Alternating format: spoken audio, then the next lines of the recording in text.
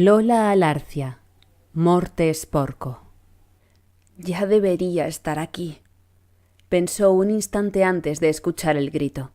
Se giró hacia el establo y su melena de color negra obsidiana brilló bajo la luz de la luna como una gema recién pulida.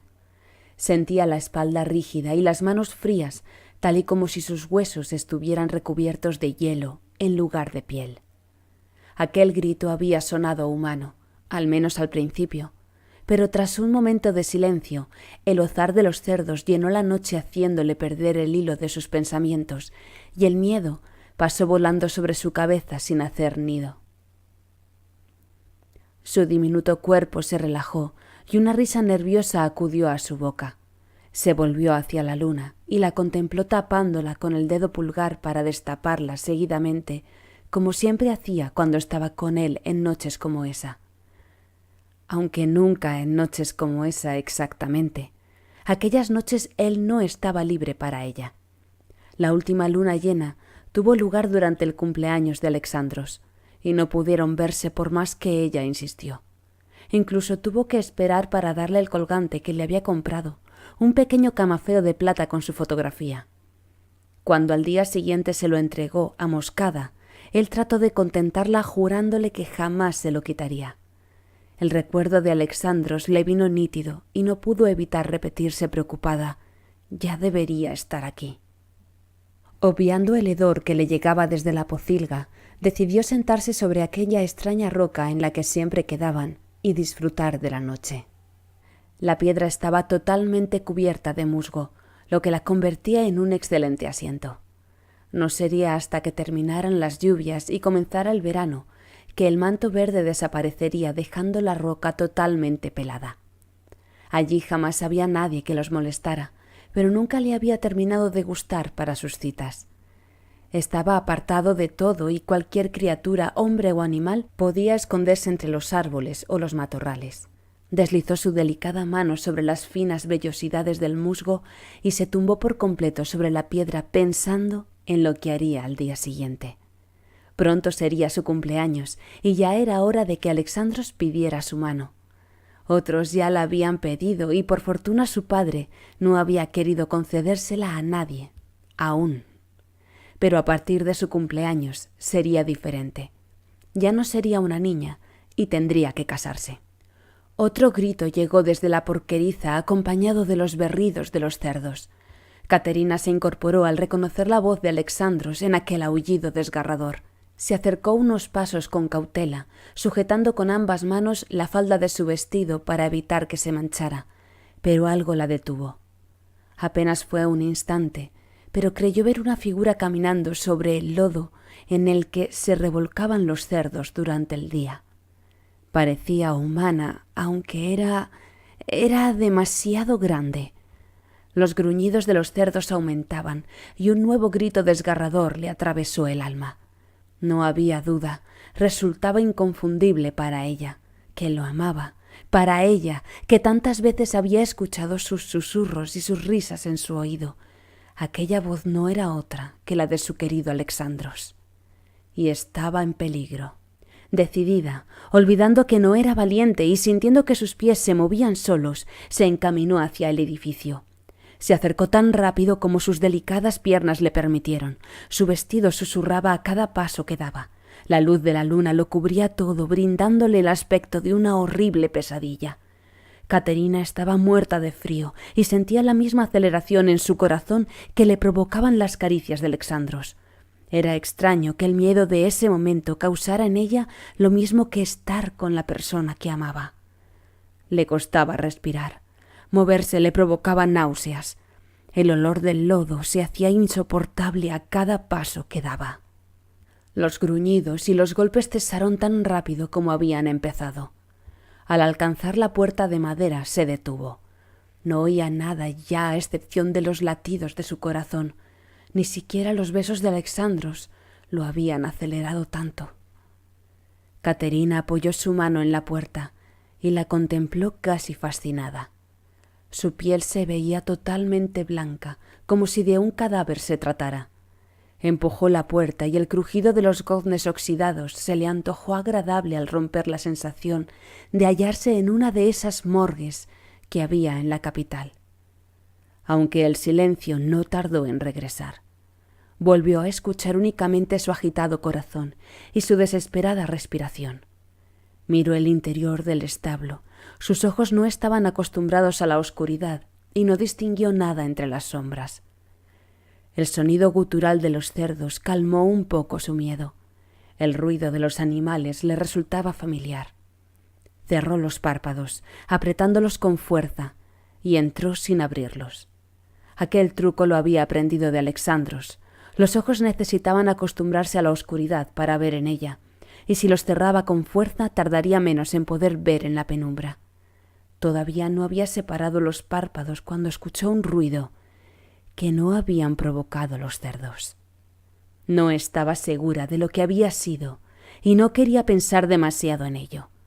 Unas afiladas garras al rasgar contra la madera no habrían sonado muy diferente.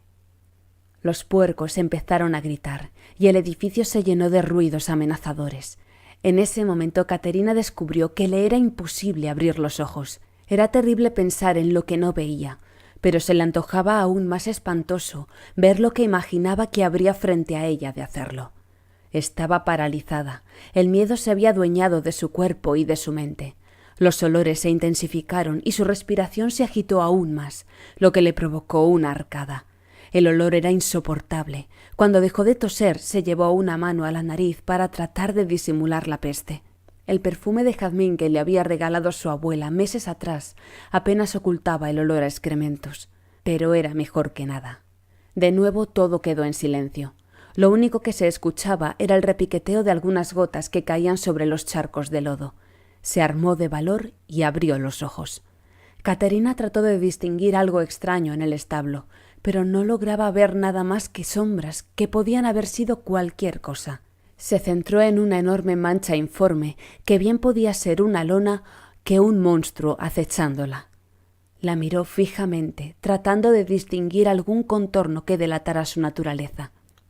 Se acercó lentamente, reuniendo el poco valor que poseía, y cuando lo tuvo a su alcance, alzó una mano y tiró de la tela. Un destello metálico la sacó de dudas. Varios bidones de pienso se alzaban frente a ella, y lejos de sentirse aliviada, su alma se contrajo y su corazón se encogió al escuchar claramente un resuello de animal a su espalda. Sentía que algo la miraba, algo que se empeñaba en permanecer oculto. El sonido de un cuerpo arrastrándose a su izquierda la hizo volverse aterrada. En ese momento se arrepintió de haberse acercado, de haber sido tan estúpida como para entrar allí. Guardó silencio, pero el ruido no se repitió.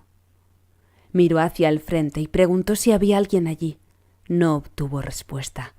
Ni siquiera el sonido gutural de los cerdos hizo acto de presencia, lo que era extraño. Los cerdos siempre estaban haciendo ruidos. Algo se desplomó a su espalda. Caterina se volvió dispuesta a correr hacia la puerta, incluso a volar si era necesario, pero lo que vio no la alarmó demasiado. Había alguien tras ella. Aquella figura era humana y solo podía pertenecer a Alexandros. Dio un paso al frente, descubriendo que pese a su aspecto, aquello no era un hombre. La criatura comenzó a estirarse como si se desperezara, hasta que alcanzó la altura de un oso, el oso más grande y temible que Caterina hubiera visto jamás. La joven dio unos pasos atrás, pisándose los bajos de su falda, cayendo sobre el lodo. Sus manos se cubrieron de una pátina oscura que la hizo resbalar cuando trató de ponerse en pie. Tras muchos esfuerzos logró alzarse sin apartar la mirada de la criatura.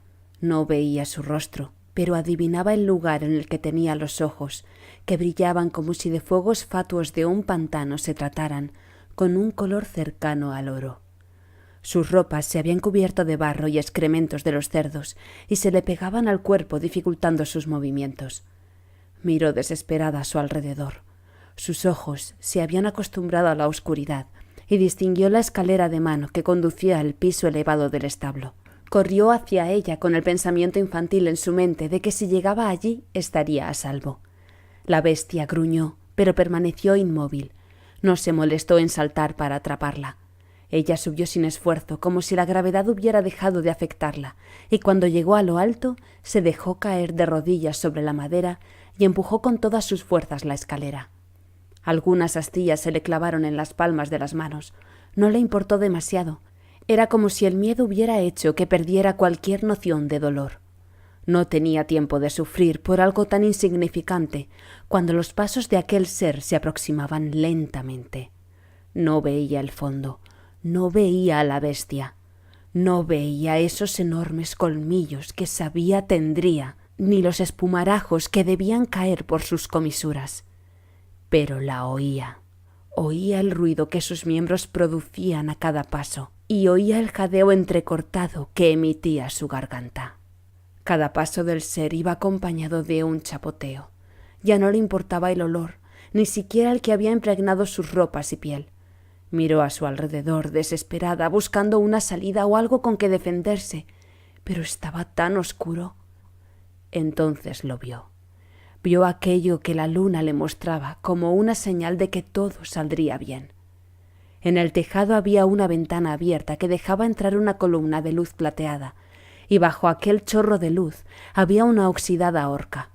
Se levantó para alcanzarla, pisándose los bajos del vestido, tropezó y cayó con un pesado golpe sobre las maderas húmedas y medio podridas.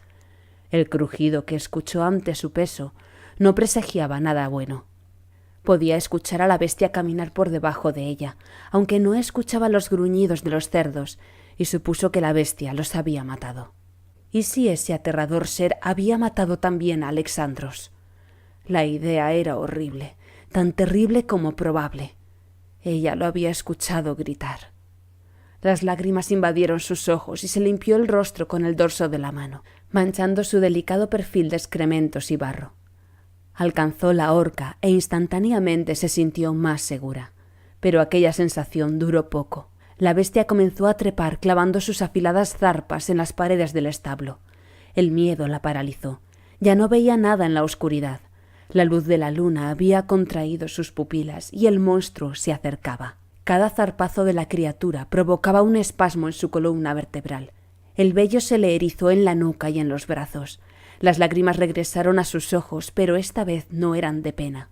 Tenía tanto miedo que creyó que iba a desmayarse. Comenzó a cantar entre sollozos, intentando inútilmente que el miedo se fuera.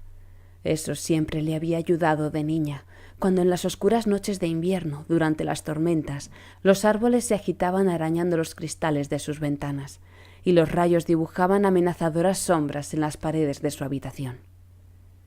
Entonces ella cerraba los ojos y se cubría la cabeza con las mantas y cantaba.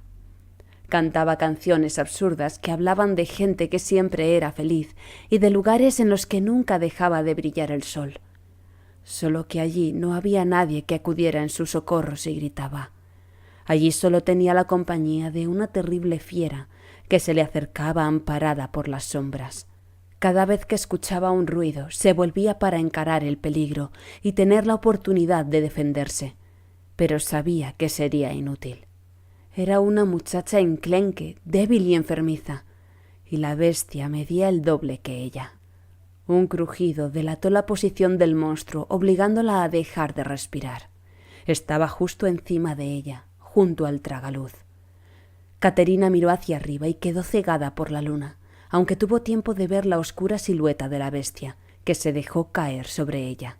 Instintivamente colocó la horca vertical, como si de un poste se tratara, y se agachó. El monstruo gritó cuando los afilados dientes del tridente se clavaron en su carne.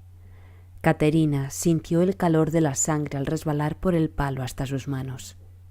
Las maderas podridas no soportaron el peso del ser, y los dos se desplomaron sobre el lodazal en el que habían convertido los cerdos el suelo del establo. Caterina reaccionó nada más tocar el suelo y comenzó a alejarse de la bestia. El suelo era blando e irregular y le costaba demasiado mantener el equilibrio. A cada paso que daba resbalaba y caía hacia un lado u otro, huyendo con tanta lentitud que casi gritó de desesperación. Cuando al fin comenzó a distinguir figuras a la tenue luz de la luna que se filtraba por las puertas que daban al cenagal, creyó enloquecer. Había trozos de animales de todos los tamaños sobre el barro. El suelo del establo estaba cubierto de vísceras, miembros, barro, sangre y excrementos.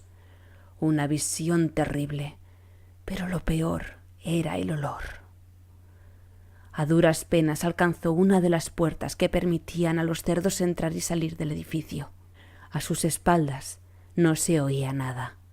Por un instante creyó que la bestia había resultado peor parada de lo que había imaginado en un principio, y al sentir el aire fresco de la noche y la luz de la luna contraer sus pupilas, creyó que se salvaría.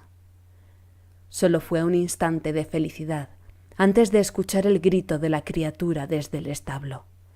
Se volvió justo a tiempo de ver las garras de la bestia aparecer, aferrándose a las jambas con los dedos contraídos en gesto de rabia y dolor. Caterina rompió a llorar de nuevo.